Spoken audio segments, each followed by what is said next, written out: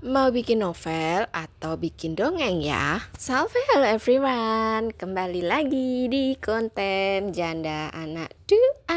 Udah berbulan-bulan aku tuh bener-bener vakum di sosmed apapun ya guys. Bukan karena dioyak-oyak hutang atau apalah, karena memang pengen tenang dulu aja buat diri aku sendiri. Dan tapi ternyata belum bisa menenangkan diri.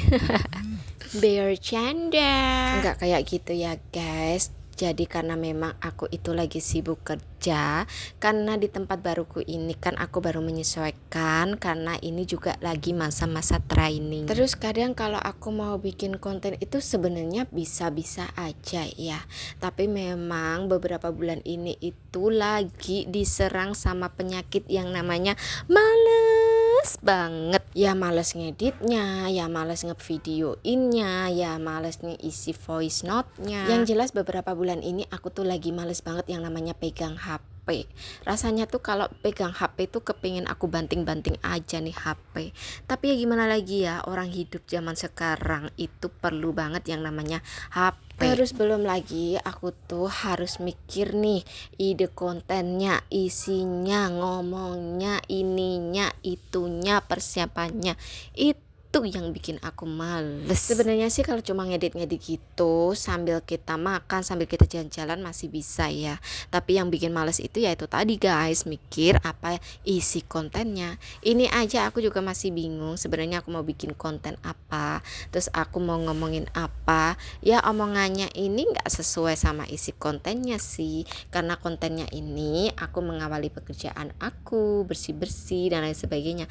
Tapi isi yang aku bicarakan ini orang ngalor orang ngidul. Ya intinya kayak orang ngomong aja gitu loh. Tapi nggak apa-apa ya, bebas. Ini kan akun-akun aku.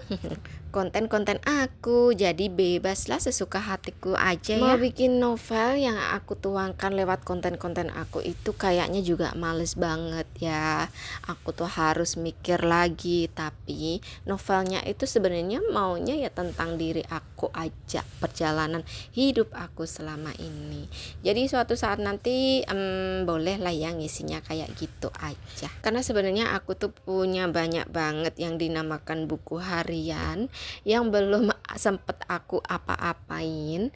Kemarin itu aku ikut aplikasi yang tentang novel-novel gitu deh, pokoknya pengen sih mulai menjadi penulis lagi, tapi aku males memulainya.